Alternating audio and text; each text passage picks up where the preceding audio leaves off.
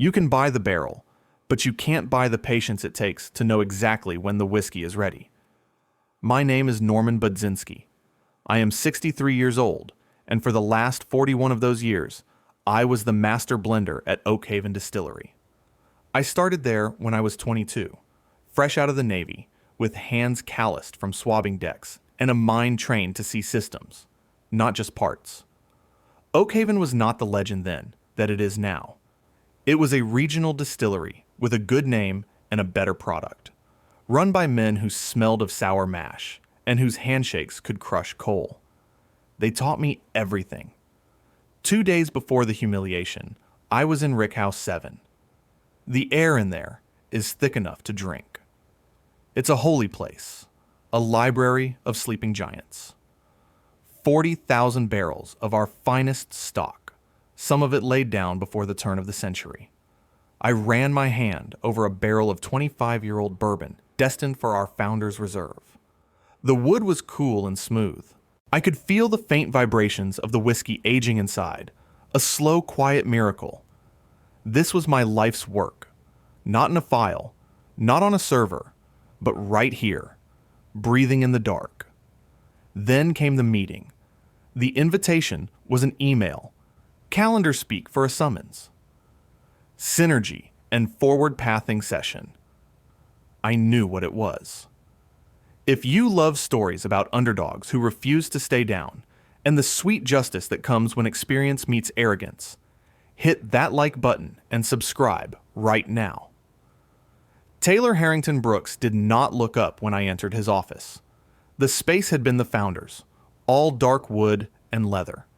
Now it was white walls, chrome, and glass. A massive abstract painting that looked like a spilled cocktail hung behind his desk. He was staring at a laptop, his fingers tapping a soundless rhythm.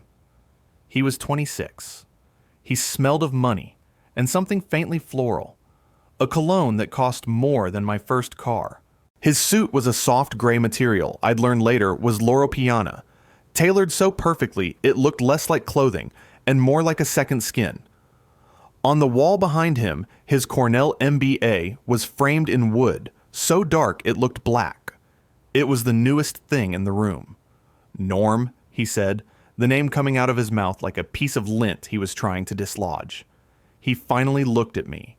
His eyes were clear, blue, and completely empty of recognition.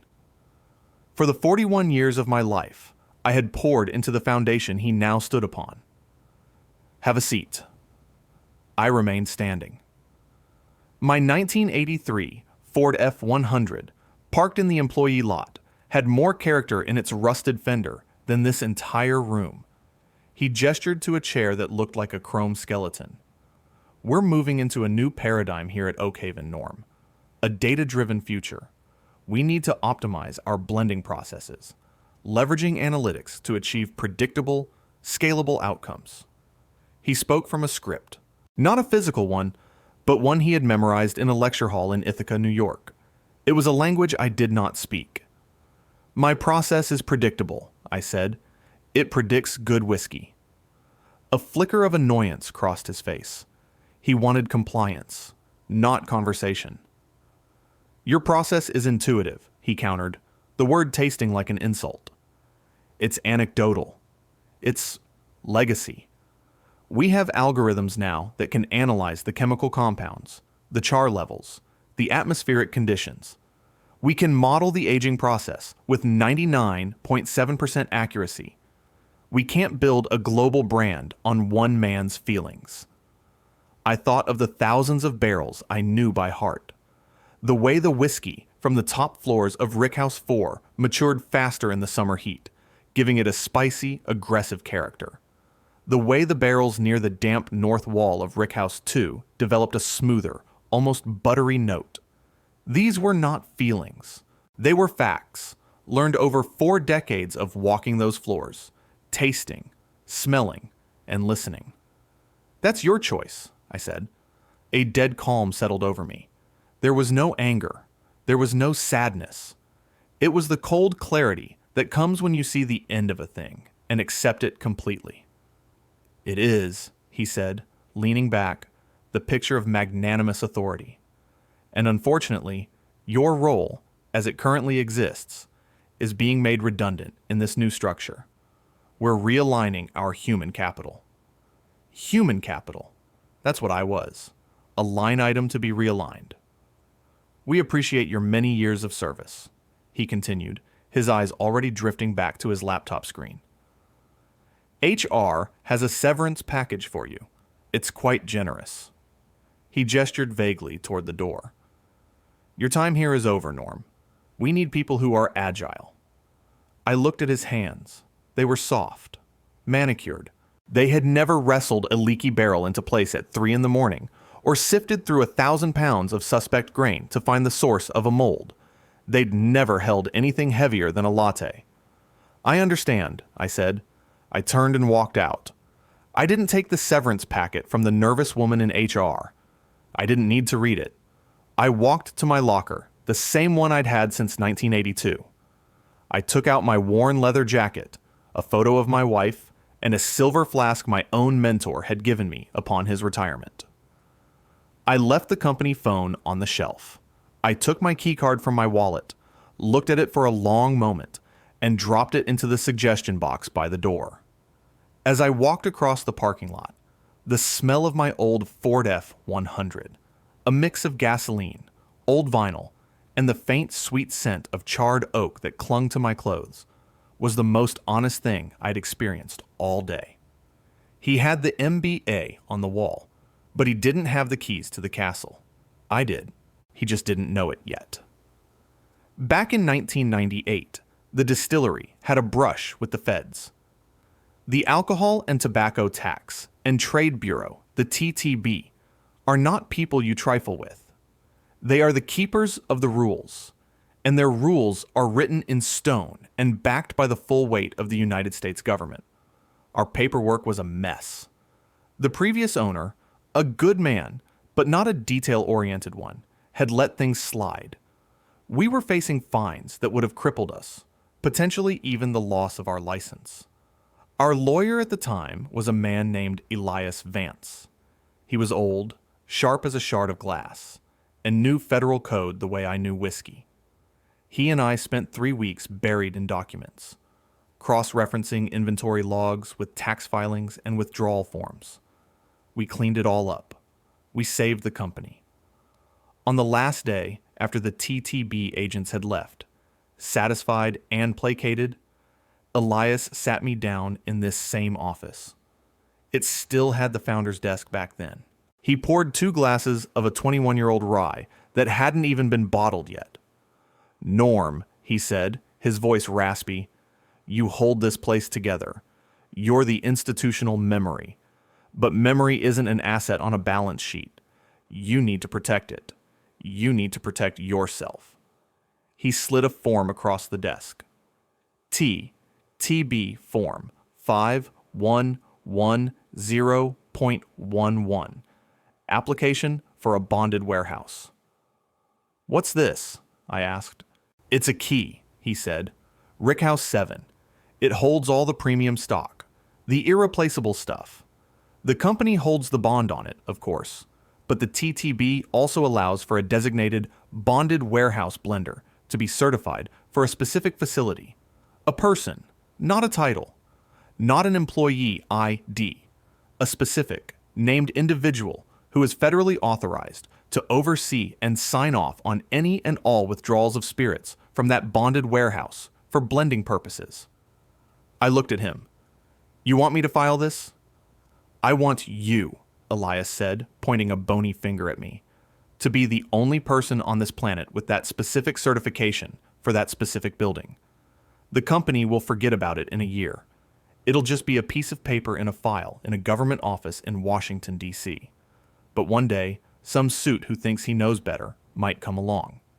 He might think you're just a name on a payroll. This, he tapped the form, makes you the lock on the door to the crown jewels. They can own the jewels, but they can't move them without your signature. So I filled it out. Elias co-signed as the corporate counsel. We sent it in. 6 months later, a thick certificate arrived in a government envelope. It had my full name on it. Norman J. Budzinski. Certified Bonded Warehouse Blender for TTB Facility ED 17B007, also known as Rickhouse 7. I put it in my safe deposit box at the bank, and just as Elias predicted, everyone forgot. I got home and my wife Martha was on the porch. She took one look at my face and knew. 41 years of coming home smelling of grain and oak, and she could read me better than any book. "They did it then," she said softly. "They did," I said, sitting down in my wicker chair. It groaned in protest. She didn't ask for details. She just went inside and came back with 2 glasses and a bottle of my own private stock. A 15-year-old bourbon I'd blended myself from a handful of exceptional barrels. It was something I never sold. We sat there in silence as the sun went down, the ice clinking in our glasses. The quiet wasn't empty. It was full of unspoken understanding. All the school plays I'd missed, the anniversaries I was late for because a fermentation tank was running hot, the nights I'd slept on a cot in my office during a critical aging period. I had sacrificed a part of my life for that place, and in 20 minutes, a boy in a $1,000 suit had erased it. Or so he thought. The breaking point came faster than I expected. 3 days. It took just 3 days for the first tremors to shake the foundation. I knew for sure 3 weeks ago when I saw the new quarterly shipping forecast. Harrington Brooks, in his infinite wisdom, had signed a massive deal with a high-end distributor in Asia. A $16.8 million order for a custom blend of our most exclusive aged stocks. The Dynasty Blend, he called it. He'd probably tweeted about it, or whatever they do now. He'd promised them a very specific flavor profile, one that could only be achieved by blending select barrels of our 25-year, our 21-year rye, and a very particular 18-year bourbon known for its notes of leather and dark cherry. Here's what Taylor Harrington Brooks didn't know. All of those barrels, every single one, resided on the 5th and 6th floors of Rickhouse 7. The first call came on Thursday afternoon. It was from Jimmy, the head of logistics. A good man. Been with us for 30 years. His number was still in my personal phone. "Norm," he said, his voice tight with stress. "We got a problem." "I'm retired, Jimmy," I said calmly, looking out over my freshly cut lawn. I know, and I'm sorry to bother you. But we're trying to pull the barrels for the Dynasty Blend. The big Asia order, and the system's locking us out of Rickhouse 7. "Is that so?" I said. "Yeah." And then legal gets involved, and they're pulling up the TTB bond. And there's some addendum. Something about a certified blender. And your name is on it. He paused. "Norm, your name is the only name on it. We can't move a single barrel without a signature on a Form 5-120.25. Says it right here. Federal law." I took a slow sip of my iced tea. "Well, that sounds like a management problem, Jimmy." "The kid is losing his mind," Jimmy whispered. "He's in his office, shouting about legacy protocols and inefficiencies. He's threatening to fire everyone in logistics. Norm, the trucks are scheduled for tomorrow. The distributor has already wired a deposit. We missed this window. The penalties are in the 7 figures. Tell him to check the paperwork Elias Vance filed in '98, I said. And Jimmy, good luck. I hung up. The trap, so patiently set 25 years ago by a wise old man, had finally sprung. Silence isn't always surrender. Sometimes it's just the sound of a spring coiling.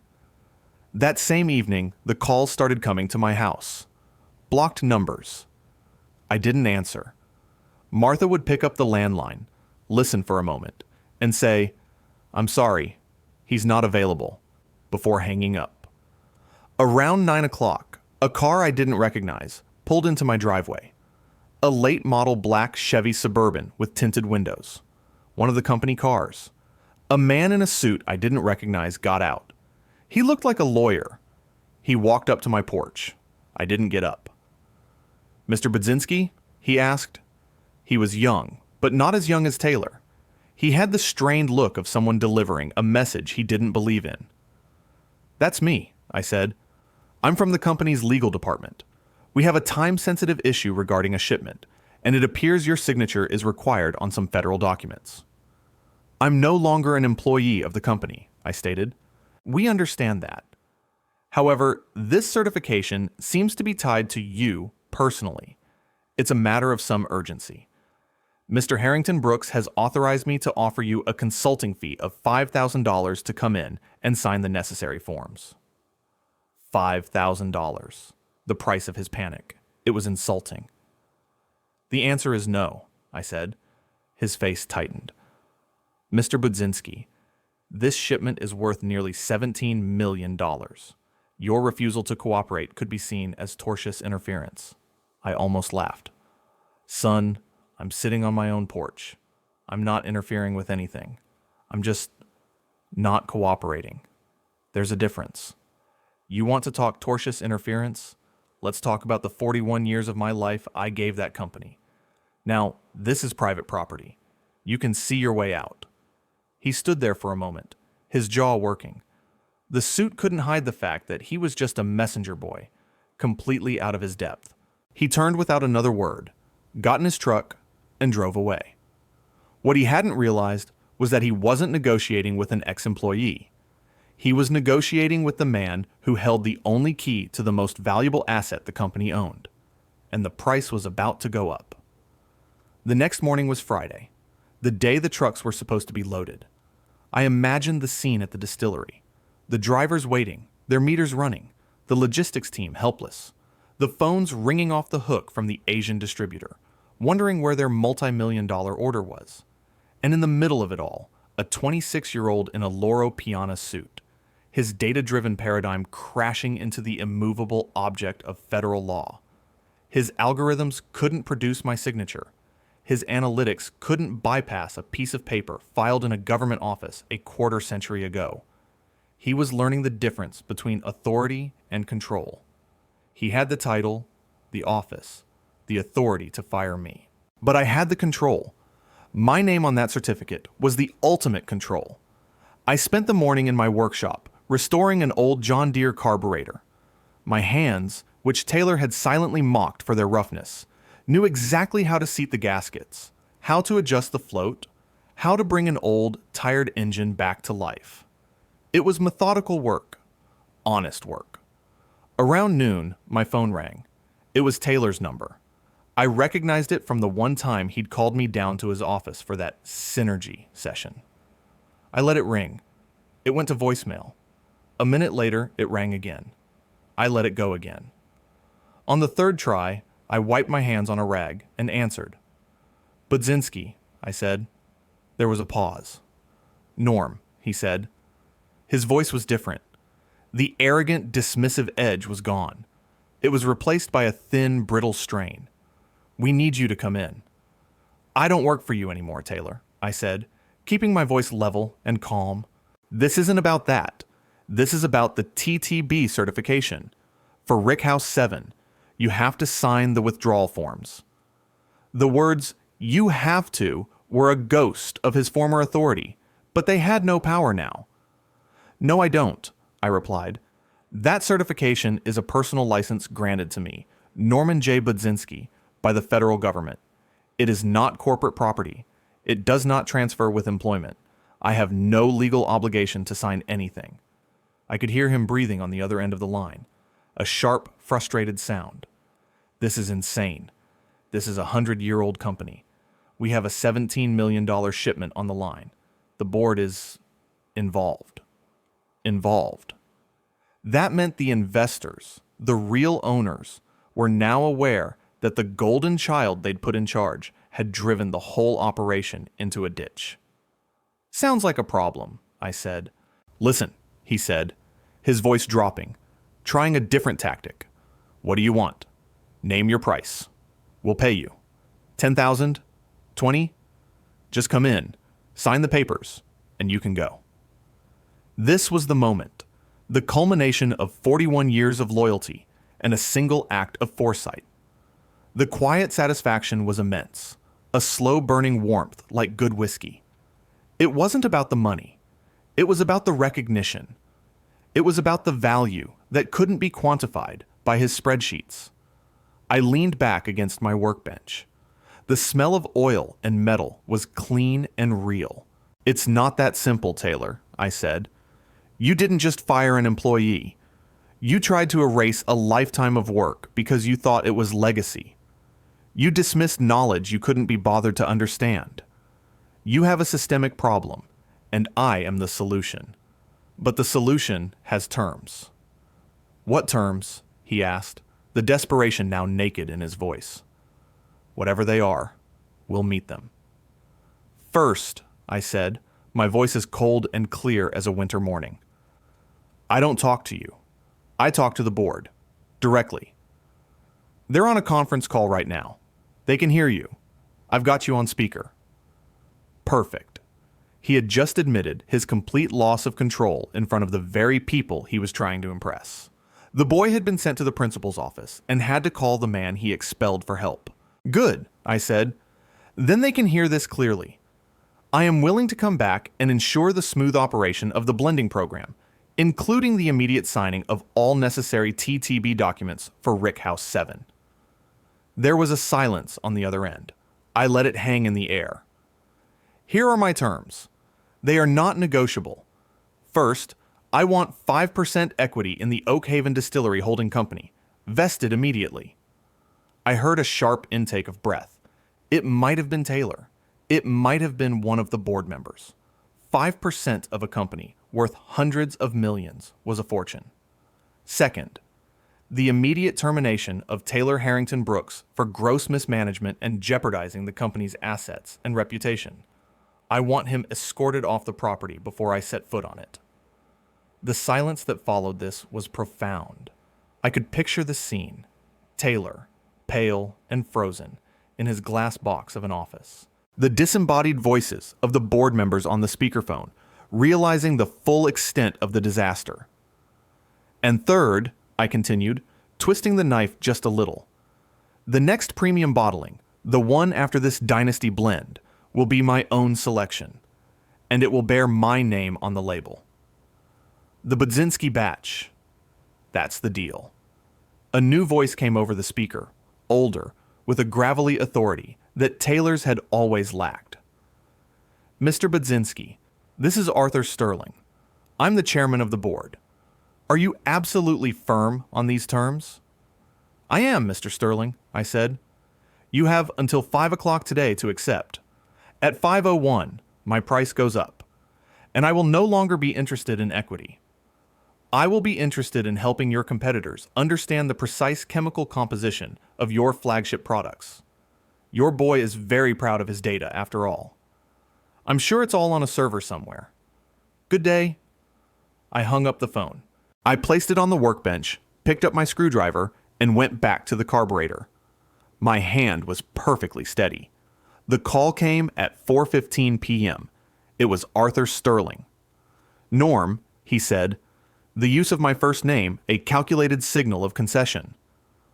"The board has agreed to your terms. All of them. The lawyers are drawing up the equity agreement now. It will be ready for your signature tomorrow morning." "And Taylor Harrington Brooks?" I asked. "His employment with Oak Haven has been terminated, effective immediately. Security is with him now." "Good," I said. "I'll be there in 30 minutes to sign the TTB forms for the shipment.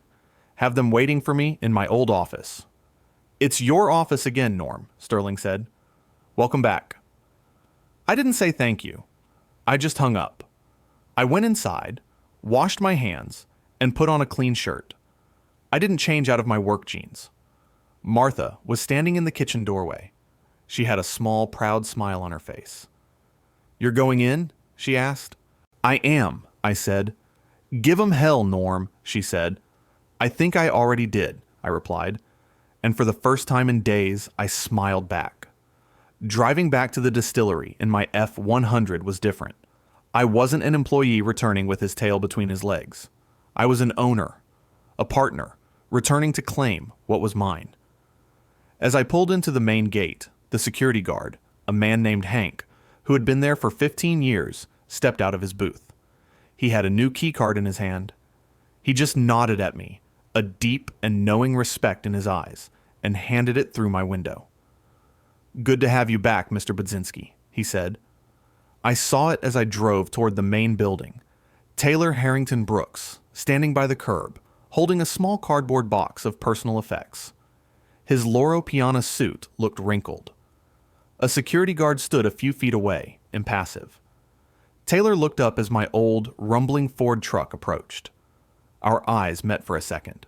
I saw shock, humiliation, and a dawning, bitter comprehension.